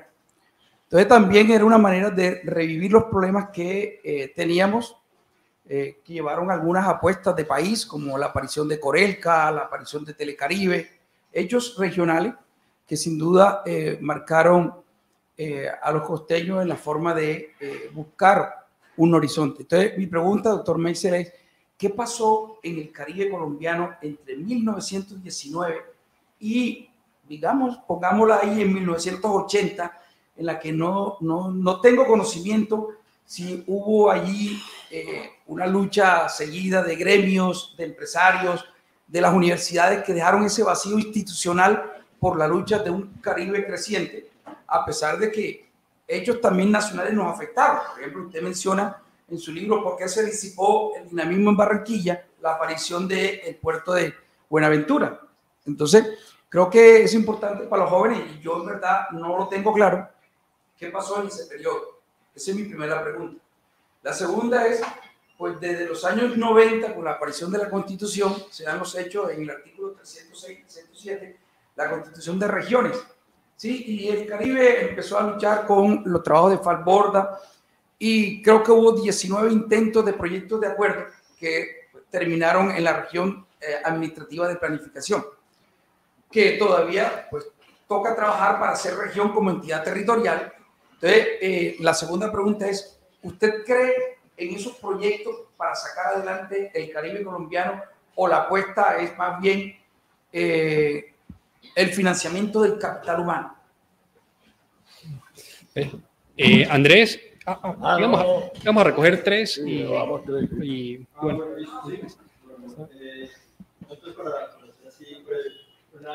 El micrófono. Aquí como en las cosas de los mitos hablamos del despegue y la primacía de Antioquia, pero uno ve Antioquia es una región sumamente desigual, ¿verdad? Entonces cuando estamos hablando de Antioquia nos imaginamos la vuelta de Oriente y nos sorprendemos por lo bien que se ve el Oriente, pero si uno se va al Bajo Cauca, eso es otro mundo, y si se va al Urabá antioqueño, eso es otro mundo. O sea, hasta qué punto también es esa construcción, esa idea de la Antioquia como la primacía antioqueña y el desarrollo antioqueño también está ignorando unas realidades que estarían asociadas a aspectos geográficos y de la historia de poblamiento de zonas que hoy siguen siendo muy pobres, muy conflictivas. Gracias. Gracias. En algunas de las intervenciones que hacían se mencionó más a manera tangencial el tema de capital humano. Mi pregunta más es si pueden ahondar un poco en el rol histórico de la formación de capital humano en el país, cómo aporta o cómo explica esas divergencias que se han dado. Okay. Muchas gracias. Entonces, adelante. Bueno, sobre el tema del regionalismo costeño, 1919, digamos, eso fue como pastaleo de ahogado. ¿Por qué? Porque la costa, después de la independencia, había tenido alguna influencia en la vida nacional. Tenía Cartagena, que era una de las principales ciudades, a pesar de que la élite cartagenera sufrió mucho con la independencia, murió mucha gente, se arruinaron, siguieron teniendo influencia en el escenario nacional. Bueno, y Núñez fue presidente, la figura política más importante del Caribe y pues del país de finales del siglo XIX. Y algunos de estos que participan en 1919 habían estado con Núñez. Por ejemplo, H.L. Román, Enrique Luis Román, que fue el presidente de la Liga Costeña en Bolívar, era cuñado de Núñez y había sido gobernador de Bolívar. O sea, eran figuras que habían sido... y ellos intuyeron que... ¿Qué pasó? Con el café, y eso lo dice Nieto Arteta, cambió el equilibrio político en Colombia. A los antioqueños se tomaron el poder en Colombia en la primera mitad del siglo XX. Pusieron presidentes antioqueños, Marco Fidel Suárez, Pedro Nelo Ospina, Carlos R. Estrepo, Mariano Ospina Pérez, Pedro Nelo Ospina, ahí les mencioné 5. Presidente costeño, 0. Y lo ve uno en los ministros, digamos. Yo tengo el trabajo ese del liderazgo y el futuro del Caribe colombiano, donde muestro los ministros antioqueños dominan en la primera mitad del siglo XX. Se debilitan en la segunda mitad. Entonces, ellos ven que han perdido poder y que la escasa inversión nacional se iba se estaba yendo ya para otras zonas del país. Lo que ellos no intuyeron, por eso el título del artículo ese que yo escribí sobre la Liga Costeña, que se llama Casandra del Desarrollo. ¿Saben que Casandra siempre dice, es la que dice que van a pasar cosas malas y pasan? Bueno, ellos decían que que iban a pasar cosas malas y pasaron peores de lo que se imaginaba. Es que viene el boom de las inversiones públicas en Colombia. Nunca en la historia de Colombia habíamos invertido tanto como en la década del 20. Ellos no tenían manera de saberlo, porque eso fue fruto de 2 cosas, o de 3 cosas que se conjugaron. 1, la indemnización por Panamá, 25 millones. 2, las reformas de Kemmerer en el 23, que a partir de Kemmerer hubo un influjo grande de préstamos extranjeros, como 175 millones para el sector público. O sea, ahí entraron 200 millones de dólares que se invirtieron en obras públicas, sobre todo ferrocarriles y carreteras. ¿Qué le tocó a la costa de eso? Nada. Para efectos prácticos, como creo que 5 millones, o sea, como 2% de la inversión en el río Magdalena, en Boca de Ceniza, pero Boca de Ceniza es de todo el país, o sea que a la costa no le invirtieron nada, eso invirtió entonces fue peor de lo que ellos se imaginaron y nadie dijo nada. Esto lo estoy diciendo yo ahora, porque cuando yo hice un trabajo de la historia de bancos me encontré la repartición, digamos, la lista de las obras que se hicieron en los 20 y es fácil regionalizarla. La regionalicé y me dio eso. Nadie había dicho eso. 20, nadie dice nada. 30, nadie dice nada. 40, nadie dice nada. Y la costa para atrás. La costa para atrás, literalmente para atrás. Pero tampoco tenían información de que iban para atrás. Años 50, ya la cosa se pone maluca, porque Barranquilla empieza a echar para atrás. Y empiezan a preocuparse un poco y a hacer diagnóstico. Y empieza Parrish a decir que hay hacer un plan decenal de desarrollo y que hay que invertir en carreteras y que hay que entonces, hacer carreteras. Años 60, la politiquería se toma Barranquilla, Cartagena, está ahí como, le va como bien, bueno, por decisión nacional, pero la costa sigue. Pero ya en el 80 hay cifras de PIB. Yo creo que la cifra, y hay una nueva generación de líderes costeños con buena formación económica, que son quienes, Cecilia López, Antonio Hernández Gamarra, Jorge García García, en esa época muy jóvenes, pero llegaron a ser figuras destacadas.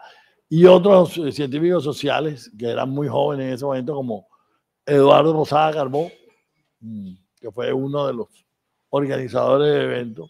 Él trabajaba en ese momento como asistente de dirección en el Diario del Caribe. Era muy joven. Yo no participé porque estaba en ese momento estudiando en el exterior.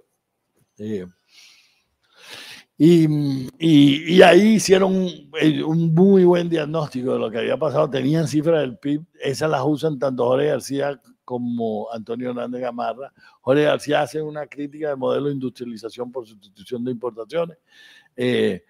Antonio Hernández muestra cómo el sector rural es un sector discriminado. Cecilia López no me acuerdo de qué habló.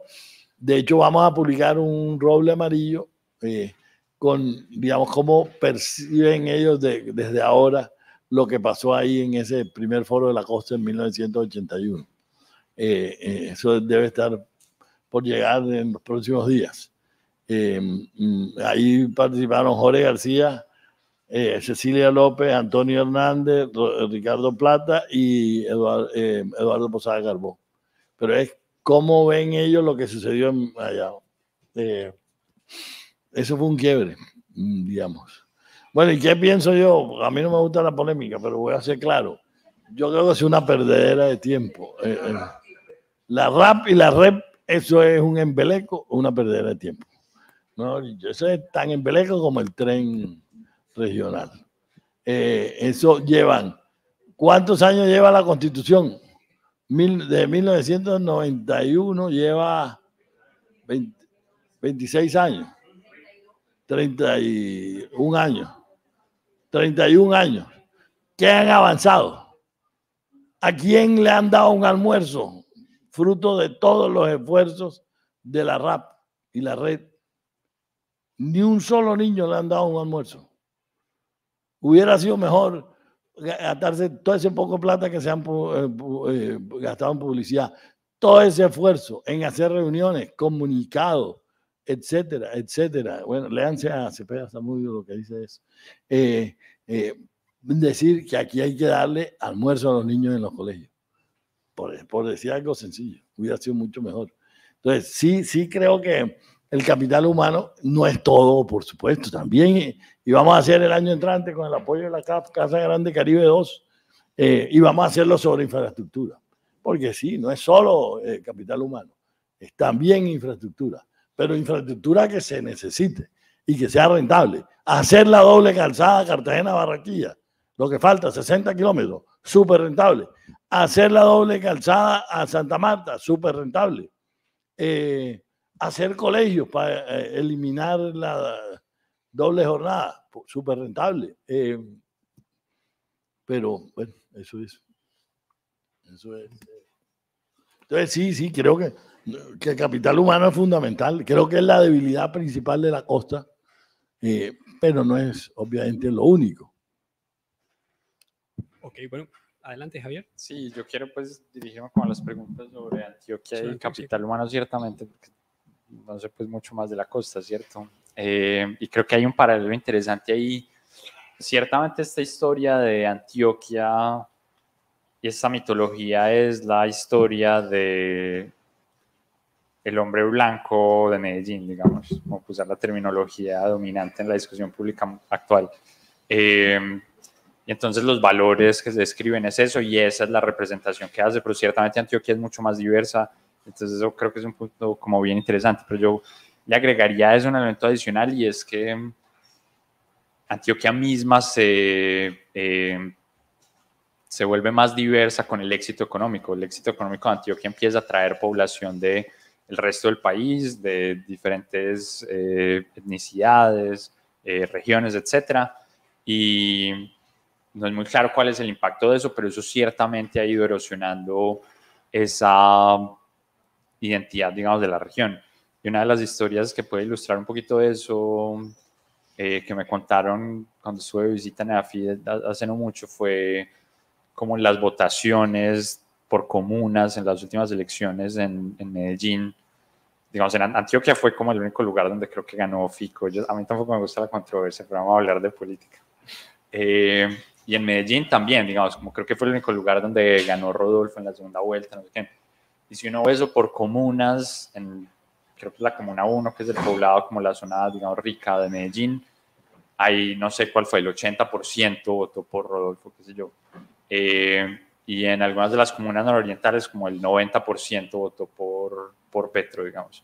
Y posiblemente si uno se siente a hacer como un estudio de la gente que hay en estos lugares, como que étnicamente también van a lucir distintas. Entonces, esa es como una tensión que creo que tiene como no solo el discurso, sino la sociedad antioqueña, que es en parte consecuencia de lo que ha sido su éxito, de lo que fue su éxito económico en el largo plazo y que esas tensiones están observando en lo que ha sido, por ejemplo, la alcaldía del actual alcalde, donde las élites tradicionales sienten como este man, ¿quién es? Y bueno, el man representa a un montón de gente y otros grupos poderosos que han ido surgiendo eso, desde los 70s, 80s, etc. No vamos a profundizar en eso para no meternos en problemas. Pero quiero hacer entonces un paralelo con la pregunta sobre capital humano, conectando, ahora que Adolfo hablaba de Frank Stafford, él escribió un paper que a mí me gusta mucho sobre, eso creo que incluso fue un libro, sobre los valores prácticos de los antioqueños. Y lo que él más o menos argumenta es que en el siglo XIX, a diferencia del resto de zonas del país, los antioqueños parecían tener una especial apreciación por las cosas prácticas. Y entonces cuenta historias de cómo Mariano Espina Rodríguez, como ya insertado como en la élite antioqueña, mandó a sus hijos a estudiar a Berkeley, Pedronel entre ellos, que Berkeley era una escuela nueva que crearon en ese momento fundamentalmente como focalizada en minería y cosas de esto. Esto es siglo XIX, como el viejo oeste minero que era California. Y él le escribía a sus hijos diciéndoles como aprovechen mucho porque es muy costoso mandarlos allá y todos los que sean de pueblo se pueden como posiblemente relacionar con esa historia que los papás le dicen a uno que aproveche mucho el tiempo. Pero les decía como no vayan mucho a clases de humanidades, poesía, no, matemáticas, ciencias físicas, y eso parecía ser parte un poco como del etos antioqueño. Y entonces eso lo traigo como a colación porque aunque hemos hablado mucho de como la mitología del surgimiento de esta narrativa que ensalza como el éxito, eso sí a veces se incorpora más allá, sí hay como elementos fundamentales, se impacta como la actitud de la gente. Y esta élite empresarial en ese momento se empezó a creer su historia, ¿no? Como lo nuestro es hacer plata y es ser realistas, no es escribir poesía y demás, sino es la industria, y eso eventualmente se traduce puntualmente en inversiones específicas de capital humano y cierto tipo de capital humano. Y eso creo que es una conversación que en la coyuntura actual en Colombia no se tiene muy en serio, es la pertinencia del capital humano, como realmente qué es lo que le queremos enseñar a la gente. La historia, digamos, de esa Antioquia que se industrializa es una gente que dice, vamos a enseñarle a la gente cosas prácticas. Estos Ospina que vuelven después de Berkeley, más otra gente, crean la escuela de minas, pues básicamente una escuela donde le empiezan a enseñar a la gente ingeniería, matemáticas, y eso eventualmente va a ser útil en el sector minero, pero también de nuevo en este nuevo sector que va a ser la industria, donde se necesita saber de máquinas y de producción organizada, con tiempos, etcétera. Y de nuevo, eso es posiblemente algo que queremos empezar a discutir. Digamos, yo soy muy escéptico cuando se dice que la educación necesita más recursos, ciertamente sí, pero es exactamente eso cómo se va a usar, para qué. Y aquí de nuevo es pensando cuál va a ser la economía del futuro, que posiblemente no va a ser la industria, sino seguramente los servicios, posiblemente no es en ese canal donde quisiera apostarle duro en términos de capital humano al país. Bueno, muchas gracias. Yo creo que podemos hacer una ronda final de... Sí, si me da complementar esto. Ese libro de Frank Safford, que se llama El ideal de los prácticos, es muy bueno, pero tiene una gran deficiencia, que él, digamos, la reconoció. Él era experto en la Colombia Central, de eso fue su tesis, y algo estudió sobre Antioquia también, pero no estudió nada sobre la costa. Entonces, él en ese libro no tuvo en cuenta a la costa. Y creo que en un ensayo posterior que publicó Carlos Dávila, creo recordar que ahí hace algunas alusiones a la élite comercial samaria. Pero hoy en día sabemos que en la costa había en Cartagena, Barranquilla y Santa Marta en el siglo XIX una élite muy empresarial, muy bien preparada. Los samarios tenían fama, y creo que eso lo dice el mismo Safford en ese ensayo que publicado la Facultad de Administración estoy casi seguro, mejor dicho, 99% seguro, que tenían muy buena fama de que estudiaban sabían contabilidad, eran expertos en... Ahí había desde el siglo XIX un grupo de comerciantes de origen español, muchos de ellos catalanes, que eran grandes comerciantes, que tuvieron un desarrollo posterior. Bueno, como Vives, pero Obregón, los Obregón eran comerciantes samarios, después se asentaron en Barranquilla y crearon la primera textilera grande en Colombia, que fue durante la década del 10 y la década del 20 la principal. Antes de fabricar, antes de Colter, llegó a tener algo así como 600, 700 obreros. Había en Cartagena un grupo, y eso ahora se ha sabido a través del excelente trabajo de la historiadora cartagenera María Teresa Ripoll, el grupo de empresarios, recuerdo, bueno, dos en particular, los del Castillo, que tienen un excelente archivo empresarial, uno de los mejores archivos empresariales. Sí, porque ese era el mito. Cuando yo estudié en economía, un profesor de historia económica dijo, no hay historia empresarial de la costa porque los costeños no guardan los papeles. Pues muchos de los mejores archivos hoy en día empresariales son de la costa. El archivo del Castillo es de los mejores archivos empresariales del país, que es una familia todavía muy influyente en Cartagena. Y ella, les pongo ejemplo, digamos, pone el ejemplo de los Pombo. Los Pombo llegaron a ser a finales del 19, comienzo del 20, de la gente más rica de la costa y probablemente del país. Pero los Pombo venían José Ignacio de Pombo fue uno de los grandes comerciantes que había en Cartagena al final de la colonia. Había nacido en Popayán, se fue para Cartagena muy joven, se casó con una hija de un comerciante cartagenero y fue el fundador del Consulado de Comercio de Cartagena. Y además fue como uno de los ilustrados de la Nueva Granada que escribía sobre temas económicos. Y Pombo, la familia, bueno, él murió en el año, creo que 14, sí, antes de la constituyente, o sea, en el 14. Él murió, pero la familia de él le tocó salir al exilio,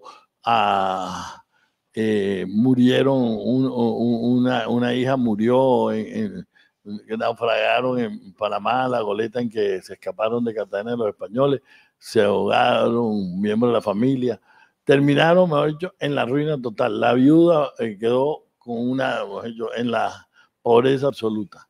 Entonces, como los pombos de la siguiente generación eran pobres, les tocó trabajar desde chiquitos. Pero ellos habían aprendido inglés, porque eran gente educada, sin un peso, pero con inglés. Y saber inglés en 1830 era tener un capital humano importante. Esa generación, sin un peso, le enseñó inglés a la siguiente generación. La siguiente generación empezaron a trabajar de auxiliares de contabilidad en firmas de comercio de Cartagena. Me extiendo en esto porque es una historia bonita. Se fueron para después ya se empelucharon, ya cuando tenían como 18 años, se fueron para Nueva York y se emplearon en firmas de comercio de Nueva York porque era gente que sabía contabilidad. Y ahí aprendieron el oficio, o sea, lo que hacían los antioqueños también.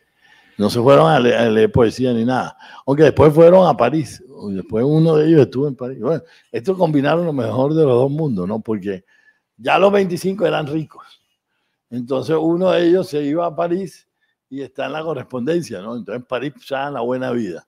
No voy a entrar en detalles, pero se dan la buena. Un muchacho millonario a los 25 años en París se dan la buena vida. Y entonces, pero las cartas son cómicas porque le escribe el otro, el que está en Canadá, se murió la tía fulanita. Ah, bueno, qué lástima que se murió la tía fulanita. Bueno, mira, necesito que me mandes tanto, no sé qué, de café, tal, le importaba un diablo la muerte de la tía fulanita, ¿sí? Y que me mandes tal, y quina, y no sé qué. Y entonces fueron muy ricos, pero ¿qué pasó? La siguiente generación era gente, presidente del Club Cartagena, gente muy prestante, se tiraron la plata, terminaron otra vez sin plata. O sea, como dicen los alemanes, el abuelo la hace, el tío la goza y el nieto la despilfarra. Y eso más o menos pasó con esa familia también. O sea, en eso los antioqueños fueron más permanentes. Pero fíjense, también hubo un relevo. Bueno, este es otro tema. Ahí termino. Pero sí hay, digamos, estudios sobre empresarios. Joaquín Viloria ha hecho también unos estudios sobre los salarios muy interesantes sobre Joaquín de Mier, que era como el comerciante más rico, de los hombres más ricos de Colombia. Era un comerciante muy sofisticado, tenía trapiches, tenía de todo. O sea, hoy en día esos estudios los tenemos, que no los tenía Safford a su disposición. De eso hablé con él y él estaba consciente, digamos, que él no había estudiado la costa y que era una limitación. Entonces, quería hacer alusión a eso. Okay, yo creo que tenemos tiempo para una pregunta final de cierre. Entonces, bueno, terminamos contigo. Buenas, soy estudiante de Economía de cuarto semestre y mi pregunta, más que todo va dirigida al rector Meisel. Bueno, ya que usted lo mencionaba sobre las políticas públicas que eran sesgadas, más que todo centralizadas en antioqueños, más que todo. Entonces, según su ensayo sobre por qué perdió la costa Caribe en el siglo XX, usted menciona sobre un triángulo de oro que era más que todo Bogotá, Antioquia, y no recuerdo el tercero. Cali, exacto, que prácticamente monopolizaron la exportación de materias primas, más que todo ellos el café, el algodón, y excluyeron a Barranquilla más que todo de este proceso. Y aquí fue cuando yo me pregunté, dado que Barranquilla fue limitado a prácticamente una exportación de contrabando, entonces se podría decir que aquí fue donde se inició un problema social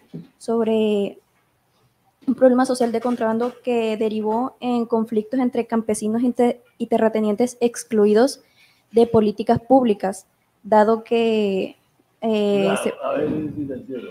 Tú dices, bueno, como estaban excluidos, entonces exportaron de contrabando. Exacto, y se creó como que un sistema clientelista y un mercado de corrupción. Ok, no, yo pensaría que la causalidad es diferente. Miren, el contrabando de exportación que había en Colombia era el café. Digamos, porque las exportaciones de café estaban monopolizadas por la Federación de Cafeteros. Cuando yo era un niño, no había narcotraficantes, pero había exportadores ilegales de café. Que, bueno, no voy a entrar en Honduras.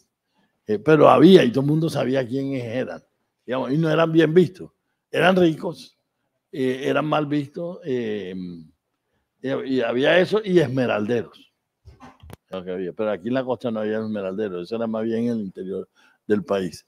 Pero aquí en Cartagena y Barranquilla había exportadores de café, digamos, que era gente que compraba café supuestamente para venderlo en el mercado nacional y lo exportaba. ¿Por qué? Porque había un sobreprecio. Pero no creo que fueran unos volúmenes demasiado grandes porque eso tenía mucho control. Pero todo lo ilegal es muy rentable.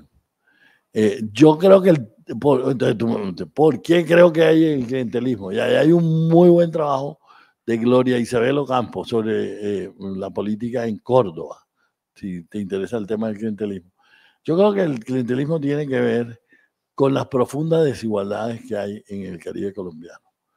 Un campesinado empobrecido y unos terratenientes con algún poder económico y político. Y esa desigualdad llevó a unas relaciones clientelistas. Creo que es más la estructura rural la que llevó al clientelismo, más que el contrabando.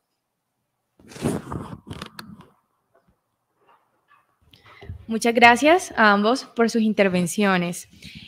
Con esta conferencia damos por finalizada la jornada de la mañana de la Cátedra de Economía del Caribe. Muchas gracias a todos por su asistencia y al rector por su asistencia y participación, y también a Javier Mejía. Los invitamos a almorzar y a las 2:45 nos encontramos en la sala de proyecciones, ya que daremos inicio a la jornada de la tarde con la participación de los profesores Juan Ricardo Perilla y Jorge Castro. Muchas gracias. Explora más contenidos de tu interés. No olvides suscribirte a nuestro canal.